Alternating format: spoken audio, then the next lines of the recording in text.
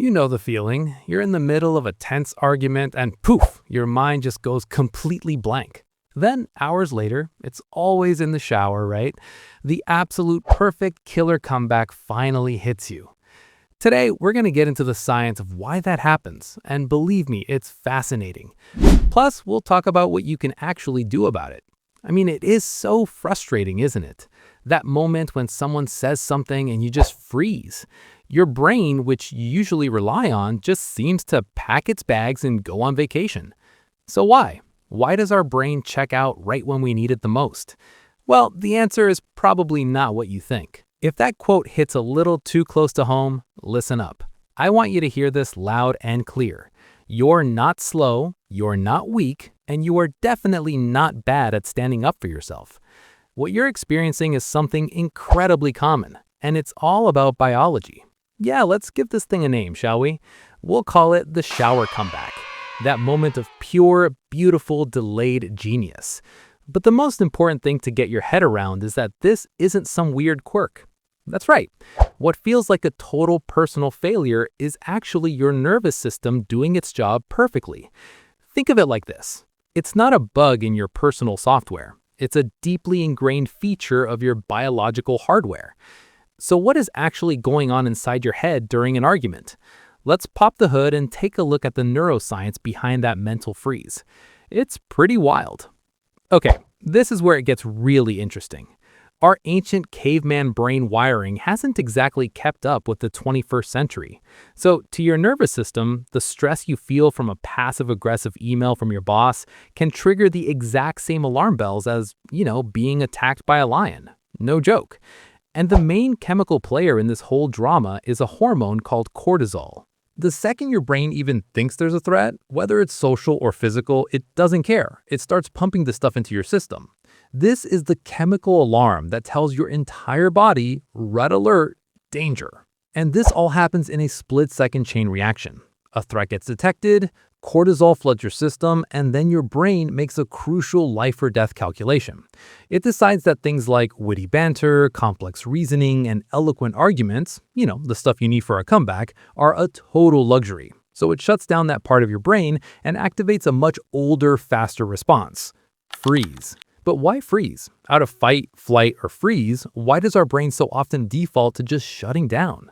Well, the reason for that is often rooted way back in our personal history. For a lot of us, this is actually a learned response from when we were kids.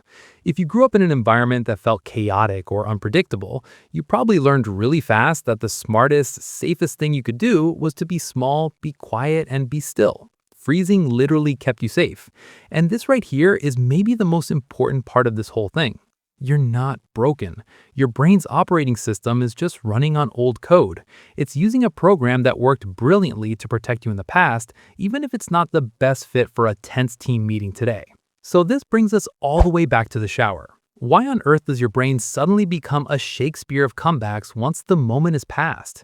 It all boils down to one word: safety. When you are finally in a calm, controlled, private space, like your shower, the threat is gone. Your adrenaline levels fall, the cortisol washes out, and your brain finally sends out the all-clear signal. And that's when it lets your prefrontal cortex, the logic and language center, come back online. And boom, suddenly all the brilliant words are there. And hey, if you find yourself pacing around, muttering that perfect comeback to yourself under your breath, don't feel weird about it. There's actually a technical term for it: private speech. It's a totally normal way your brain finally gets to process what happened and sort through the emotions. So be honest, you've done this, haven't you? Reenacting the whole scene, delivering your lines with perfect conviction to an audience of shampoo bottles. You're not going crazy. You're just finally giving your brain the chance to finish the conversation it wasn't allowed to have in the heat of the moment. Okay, so understanding the why is awesome, but it's not the whole story. How do we actually use this knowledge to change things in the future? Let's get to the good part. Your new game plan for the next time you feel your mind starting to short circuit. This right here is your new secret weapon. Memorize this phrase. Instead of trying to fight through the freeze, you can just acknowledge it's happening and calmly say this. It's not a sign of weakness at all. It's a super smart move that buys your brain the time it desperately needs to get back online. And please remember this. You are allowed to hit the pause button. Just because somebody else starts a verbal fight doesn't mean you are required to participate on their timeline. Giving yourself that permission to step back and process is everything. It's how you break the cycle. So, the next time your mind goes blank mid-argument, remember, it's not a flaw, it's a feature. Your biology is literally trying to protect you. And now you have a real strategy to work with it instead of against it. I want to hear from you in the comments. What's the most brilliant shower comeback you've ever come up with way too late? The one that was absolutely perfect, just 4 hours too late. Drop it below. And if this hit a little close to home, if you've ever walked away from an argument feeling defeated only to find your brain suddenly becomes a genius the moment you're alone, then this channel is for you. We go deep on psychology like this every week. Hit subscribe and turn on the bell so you never miss one. I'll see you in the next one.